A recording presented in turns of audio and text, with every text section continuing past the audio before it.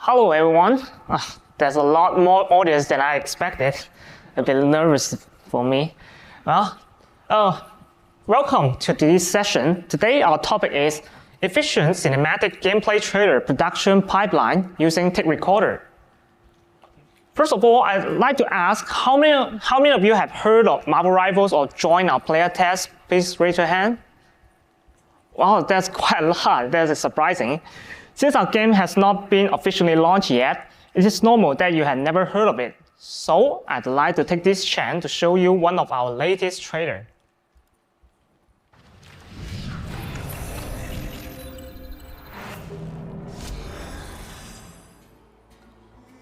Among the stars, Wakanda found a new home and a new hope. The source of vibranium, the foundation of an empire.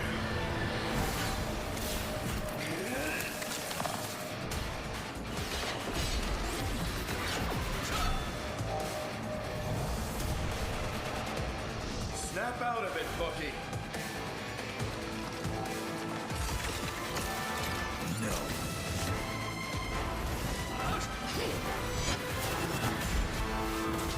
Not so fast! Your battle's over. Stick around! Armed and dangerous!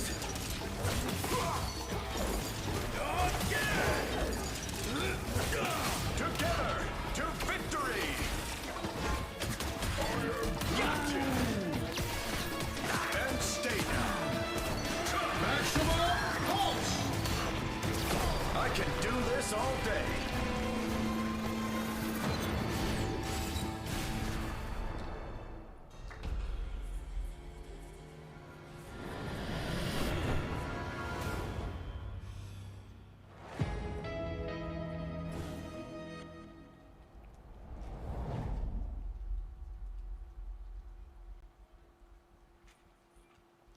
Oh, that's our trailer. Thank you. Can't wait till December 6th, right? But you are very lucky today because you can go to our booth at the second floor to try our game if you are interested. And even you can play as Captain America and Winter Soldier as shown in the trailer. And they are not yet available in our beta test. So you're very lucky today. Wow, almost forgot what I'm here for. Hello everyone, my name is Kevin Pang. I'm a senior gameplay programmer in Marvel Rivals. My work mostly focuses on the performance optimization and provides some technical support for our gameplay trailer.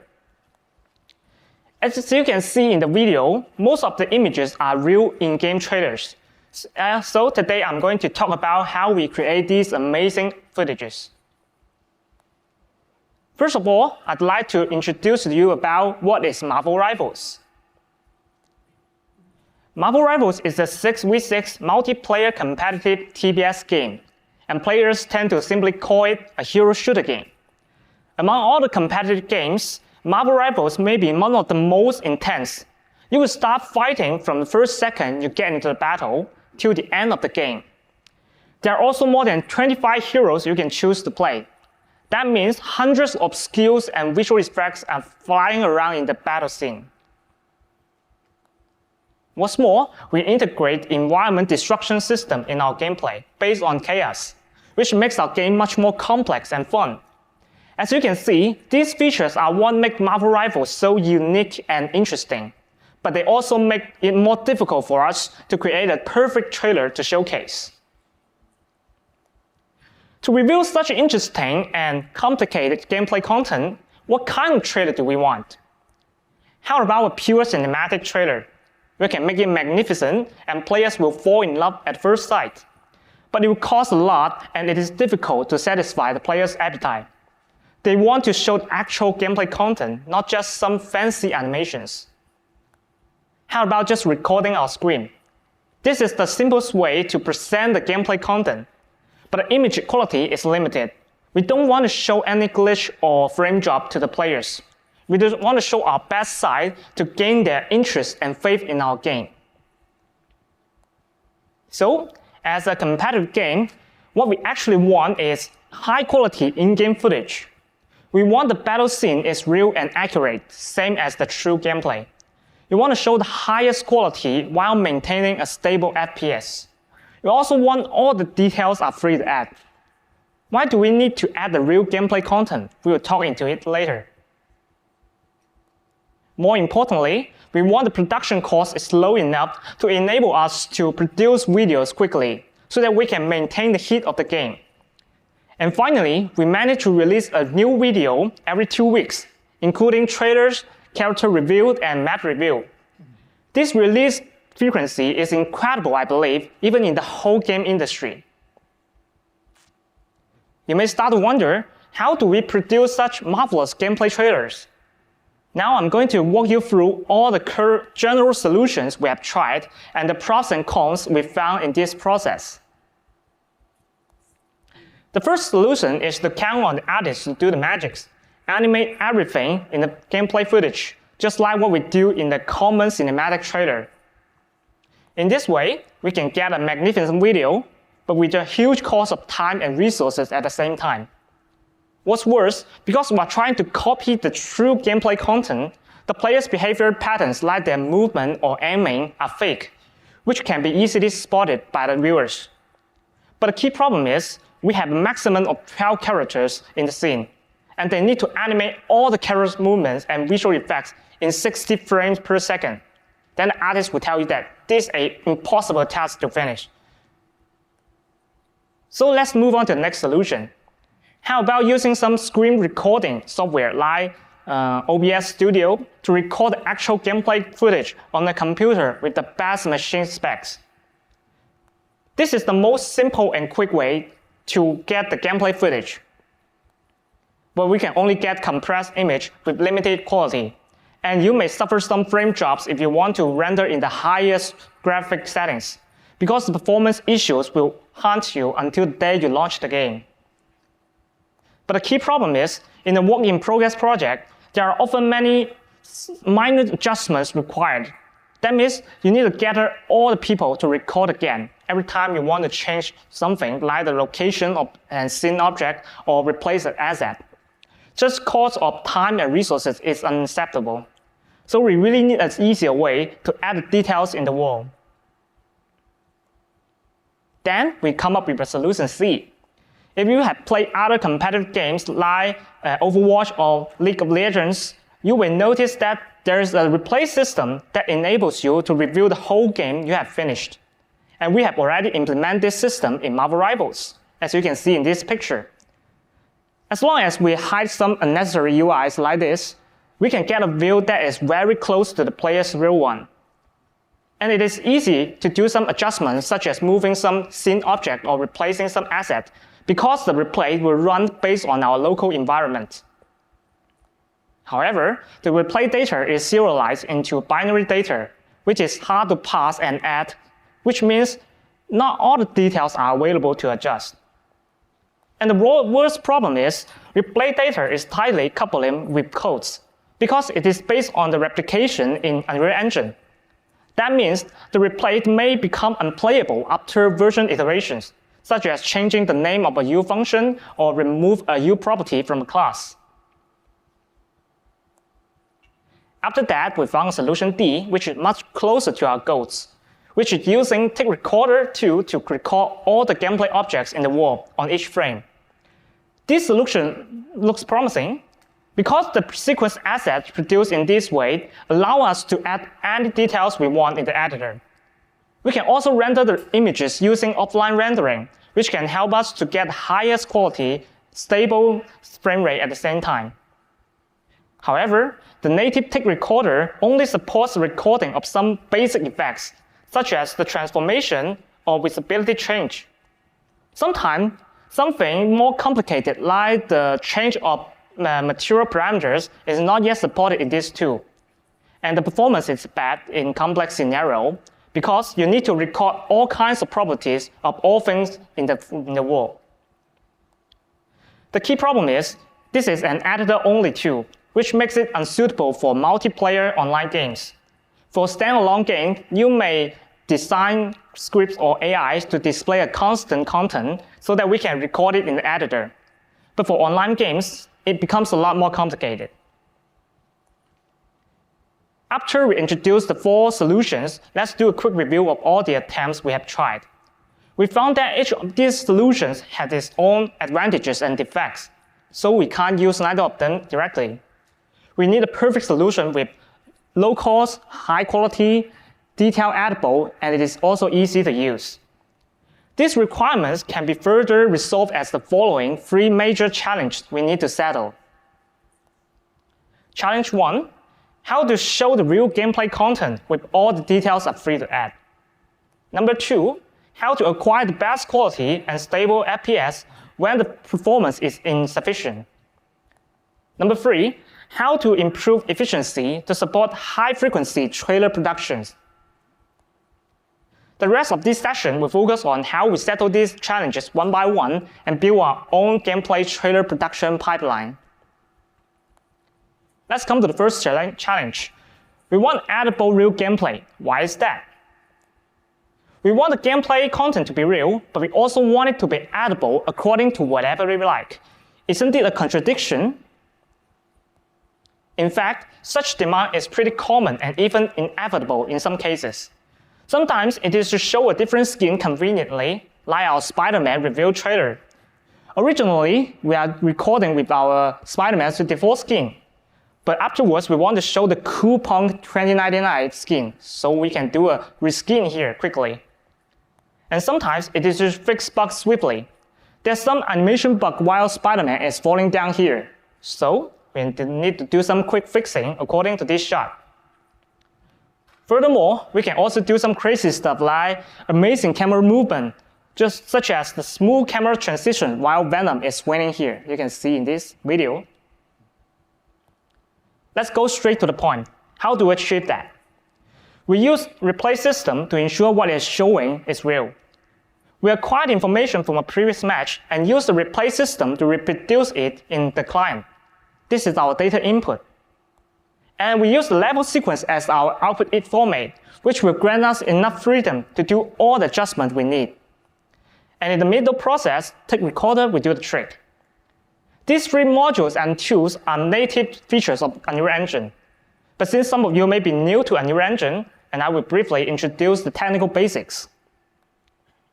Let's go to the replay system first. In Unreal Engine, replay system is achieved using DemoNet driver and streamers. While we're recording, the information from the game world will be written into streamers through the DemoNet driver, and then serialized into binary data and saved properly.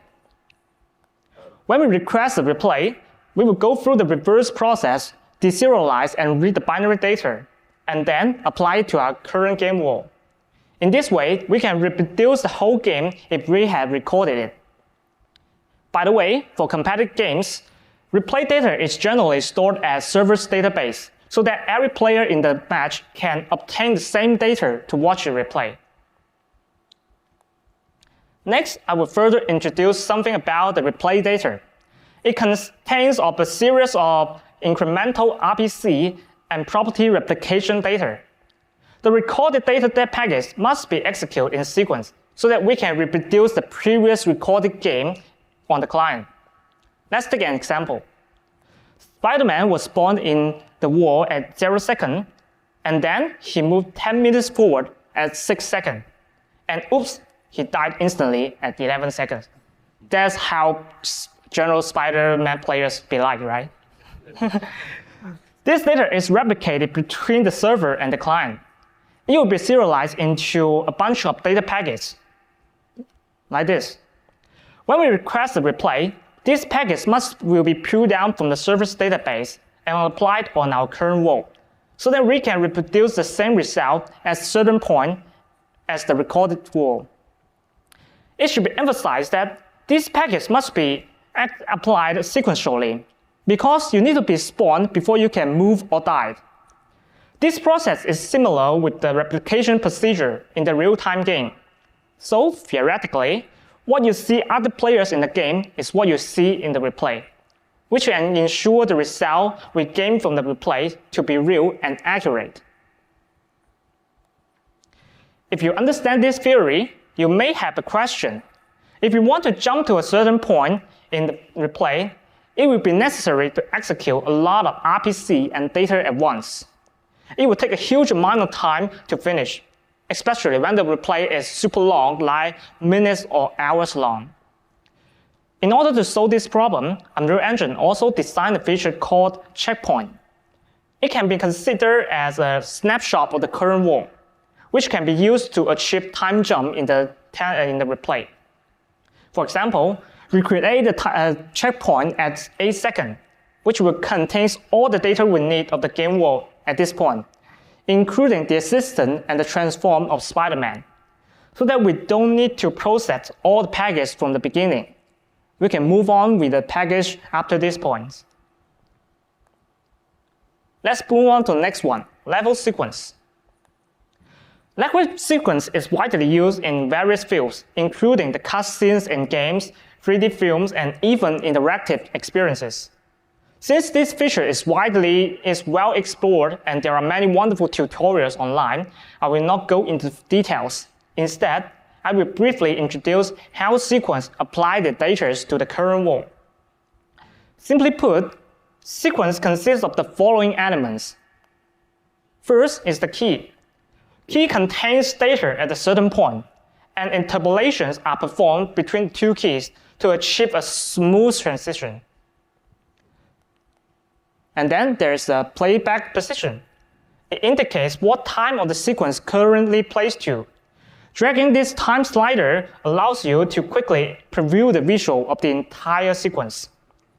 When a sequence is played or previewed, the data of the current time will be obtained according to the playback position and applied to the game world.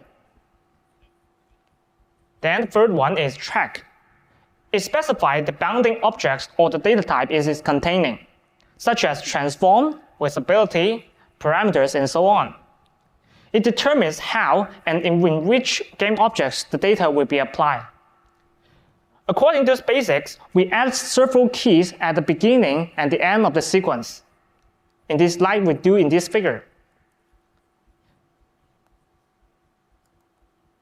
Then we can get a very simple visual result here. When playing this sequence, the ball gradually moves from the left side of the screen to the right side. The color changes smoothly and then disappears at the end. Sequencer is a powerful tool that grants you the capability of animating, of controlling almost everything in the sequence, so that you can create all the possibility. When such a sequence is made super complex and detailed, through the magic of the artist, we can create compelling visuals content like this. This is our MVP cutscenes in our game, which is achieved by using the level sequence produced by our artists. Unfortunately, I'm not the one who catch this magic, so I'm not going too deep into it. You may find a more detailed and comprehensive session about sequencer during this Unreal Fest, I believe. Finally, we come to the Tick Recorder 2, which is the highlight of our optimal solution. Tick Recorder is a tool that records gameplay animation, camera movement, light performance in each frame. And finally, the data will be stored as sequence as the outcome. The working principle of this tool is plain and simple. Take the recording of actor transform as the sample. At the very beginning, it will catch in the initial transform value and add a key in the sequence. Then, the Tick Recorder will keep sampling the transform of the recording actor, like the Spider-Man here, and compares it with the catched value. When a Spider-Man starts moving, Tick Recorder will find out that the transform has changed, and as a result, it will add the new key containing this transform value in the sequence. This process will keep running until it is stopped manually. In this way, we can get a series of transform data which can use to reproduce the Spider-Man's movement like this. But there's a question. There are a lot of actors in the game world. How do we find the exact Spider-Man that needs to be recorded? In this case, Tick Recorder source will do the job. You need to set the source before you start recording, and it will help you find all the actors that need to be recorded. There are several types of Tick Recorder source that work in different ways. For example, take recorder actor source, find a Spider-Man through the direct pointer to it. Take recorder player source, finds him through the player controller. What's more, take recorder nearby spawn actor source will listen to the actor spawns event. If the Spider-Man is newly spawned, it will start to be recorded. And in our projects, we also design a new type of source that can filter out the actors we need to record based on the specified class we have set. It is very helpful when multiple characters are fighting in the scene. In addition, it should be pointed out that Take Recorder only records the information related to visuals. There are a lot of gameplay data or codes running behind the wall, but most of them are those we don't really care about. We only care about the visuals, such as the change of transform, visibility, and animation. For example, we don't really care about how or what drives the character move from the point A to point B. Only the change of transform is recorded. In this way, we manage to decouple visual from the gameplay code so that the sequence can maintain void in a long time during the iteration. Based on all the features and tools introduced above, along with our improvement and extension, we finally built our efficient pipeline integrated with replay system, level sequence, and Take Recorder. Let's see this demonstration of our automatic recording workflow. As you can see, with the support of automation, you only need to set the playback range to be recorded and some other setting in advance. Then, you can complete the recording with only one click. The replay system will jump to the start point automatically and stop at the end, which is very convenient. This is the replay wheel while we are recording. And moreover, this process will be repeated for each character, so that we can get separate subsequences that are easy to manage. After recording, it will be automatically merged into one complete sequence, so that you can freely preview and modify the whole sequence by simply dragging the time slider here. After we set the view target properly, you can see that the outcome from the sequence playback perfectly reproduces the in-game visuals. In this way, you can generate sequences that present the complex battle scene with just within a few minutes. This is very productive and helpful in our entire production pipeline. On the other hand, we also truly upgraded and extended the Take Recorder tool to support recording all kinds of visual effects, including parameters change on material instance or Niagara system, camera shake, and particularly the chaos destruction. These effects are not well supported by the native Take Recorder. As you can see in the video, we can freely preview the entire destruction process by dragging the time slider, which makes it easier for the artist to optimize and polish the visuals.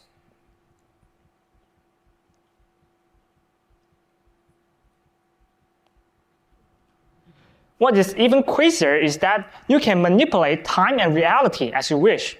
Change the fate of superheroes. Sounds crazy, right? Let's take the character review trailer of Adam Warlock as an example.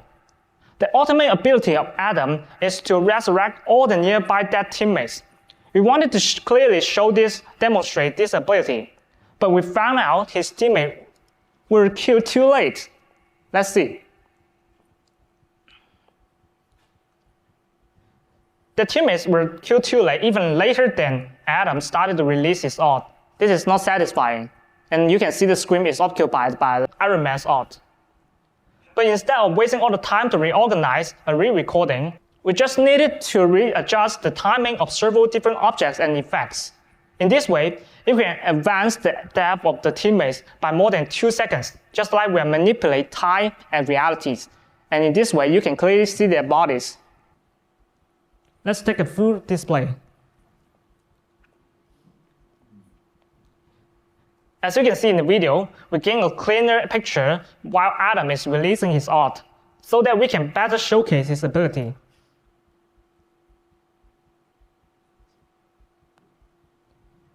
One more thing to mention, in our production pipeline, UI are rendered separately, which allow us to quickly switch to different versions in multi-language and platforms. For example, as shown in these two pictures, we can swiftly change the PC key tips with Chinese language to PS5 key tips with English language. Because our players come from all over the world, this feature brings up a lot of benefits in the trailer production. In case you are interested, let's dive a little bit deeper into the chaos destruction recording. As you can see, many fragments will be generated during the destruction. These fragments are usually cut in advance, and each fragment can be called as a particle inside the code. When they burst out, the process is actually the change of transformation of each particle, which can be sampled per frame like the transform of actor. In the recording process, the Chaos Cache Manager records the transform of each particle and store the data. Each particle and store the data in Chaos Cache Collection as the medium. This process is managed by the UTIC recorder Chaos Actor Source, which is sourced from our project. It will listen to all the destructible objects in the scene. When a break event occurs, it will create a new Chaos Cache Manager that is controlled to do all the sampling in each frame. When the sequence is played back, the recorded particle transform will be set to the rest state of the destruction object through a reverse process. It means that it no longer relies on the physical system to simulate the movement of each particles, but sets the static state of each particle at each frame, so that we can easily preview the entire destruction process by simply dragging the time slider. Now that we saw the first challenge, let's come to the second one. As I said previously, the performance issues will haunt you until the day you launch the game. How do we acquire the best quality while in this situation? In our game, we need to record up to 12 characters at the same time with hundreds of visual effects in addition. There are various properties in these game objects such as transform, parameters, and we need to sample per frame in the game using tape recorder. What makes things worse is that we have complex chaos destruction in the game, and we are running in editor, which is much slower than we run in packaged game. Not to mention all the unsolved performance issues in our actual gameplay during the development. All these factors together result in one consequence. We only get less than 10 FPS during the decoding. That's unacceptable, right? Therefore, we have done a lot of work to improve the performance and efficiency of tape recorder to meet our needs of the best quality production. First of all, only sample the visible objects.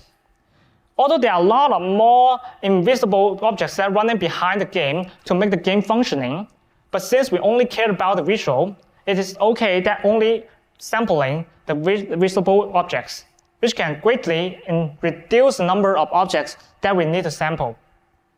These measures help us to increase the frame rate from 10 FPS to 30 FPS. But that's not enough. We can also record characters one at a time. This means that during each replay, we only focus on one character and its owning objects, such as prototypes and summons, and so on. This is not only reduce the cost of a single recording, but it also makes it easier to manage afterward, because each character belongs to one subsequence. These measures help us to increase the frame rate from 30 FPS to 60 FPS. Because we record only one character in each replay, we have to repeat this recording again and again. So we develop a manager to help us to finish all the work automatically. We will set the replay range and which characters that need to be focused. Then the manager will finish all the job, including merging all the subsequences into one and matching the timeline. The manager will make sure that although each character was recorded separately, the interaction with the scene and with each other are completely matched. Most importantly, we use custom steps feature to optimize the tape recorder so that it can record sequence of any specified frame rate. The principle of custom step is setting a fixed delta time for tick and time control. For example, when we set it to 60 frames per second, no matter how long it takes to finish all the work in a single frame, the accumulation of the time and the delta time used for tick function is always set to 1/60th second, which can guarantee the FPS we gain. And there's no limit of it. You can even set to 300 FPS if you like, but it will take much longer to finish a recording. This upgrade is essential because the performance issues are no longer a concern. You can do whatever FPS as you can. You can get the sequence outcome with any FPS if you like. This basically solves the second problem. Although we get a stable sequence as required, we still need to render it. So here I'd like to introduce the general way of final rendering in Unreal Engine, Movie Render Queue. This panel can be opened in the sequencer toolbar here. It allows you to customize the output resolution, anti-aliasing, and some other render settings. The output frame rate is determined by the sequence itself, which will be rendered frame by frame. And because this is an offline rendering measure, it will output the image of the best quality you can get in the engine without concerning the performance issue in real-time rendering. And now you understand why there are some of the games found to have a downgrade from the demo version to the retired version. Why is that? Because the offline rendering breaks the limits. It helps you to reach the quality that cannot achieved by the real-time rendering, which can be really amazing, right? But on the other hand, honest is also important, because if you are going too far, the game looks too good to be true, the players will be disappointed when it finally comes out. As for Marvel Rivals, we are pretty honest with our gameplay content. Basically, all the enhancement we do in the trailer will finally apply in our game in the end. So what you see in the trailer is basically what you get in the game if your computer is good enough. Finally, we come to the last challenge: how to improve the efficiency to meet the high-frequency production needs. I'm not going to talk about the technique in this part. I majorly want to show you some experience in our workflow and some tips for collaborating with different functional stuffs. Here's an example of our workflow and cost of producing a 60-second character review trailer, which is mostly composed of in-game footages. First, the directors will draft the script and find based on it. After a couple of tries, they will find the best match that can represent the idea of this trailer. The replay ID of this match will become the index of replay data. This process will take about 10 man-days to finish. Because we are 6v6 hero shooter games, we need up to 12 people to complete a game. Then we can move on to the part of programmers. They will be responsible for recording using tape recorder and maybe some bugs fixing in the process. And in some cases, they will need to add extra support for some special visual effects. However, thanks to the efficient automatic tools, this process only takes up a short time, about 2 man-days is enough. After that, the sequence will pass on to the artists.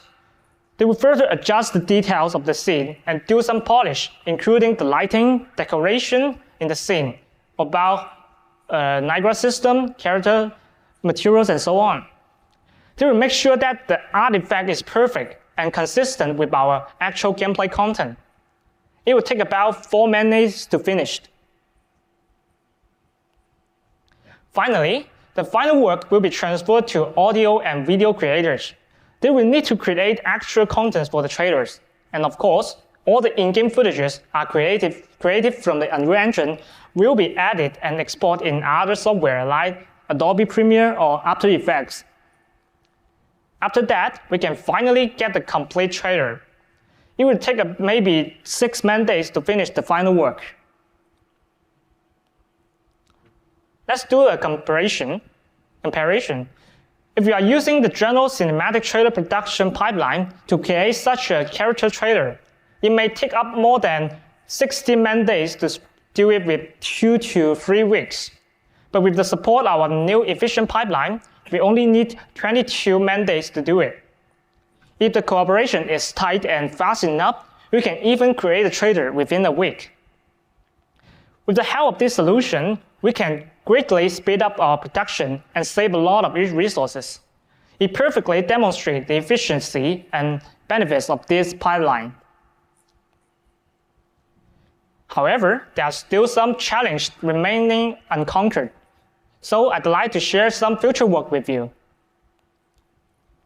First, UI and audio needs to be editable freely in Unreal Editor. Because the recording and editing is not supported in Tape Recorder and Sequencer, we have to find another way to do so. In order to build a full production pipeline, which allows us to add all elements within Unreal Editor, we need to develop an editor system similar to Sequencer, but this time only for UI and audios. Plus, we need to add some support of recording these elements in the Tape Recorder. However, the cost efficiency of this idea is not good enough for us, so we will try it out in the future. Secondly, the code framework of the movie scene module and Tape Recorder tool is a little bit complex. Sometimes we programmers need to do some code extension to support some special effects in the project. The threshold of this kind of development is a little bit high, so we need to lower it. And if the gameplay framework is frequently iterated and the hero capabilities keep changing, there will be a great pressure for programmers who are responsible for the trailer production support. As a result, we want to develop some automatic coding tool in the future to make it easier for further development. At last, the procedures of setting and recording replay using Tape Recorder is not simplified enough for artists to use. They will constantly need the support from programmers. That means our tool is not good enough. In the future, we'd like to further improve the production pipeline, leaving the most simplified works to the artists. This can further reduce the time cost of work handover, thereby increasing the whole overall efficiency. Now that's all about today's session. Thank you very much for listening.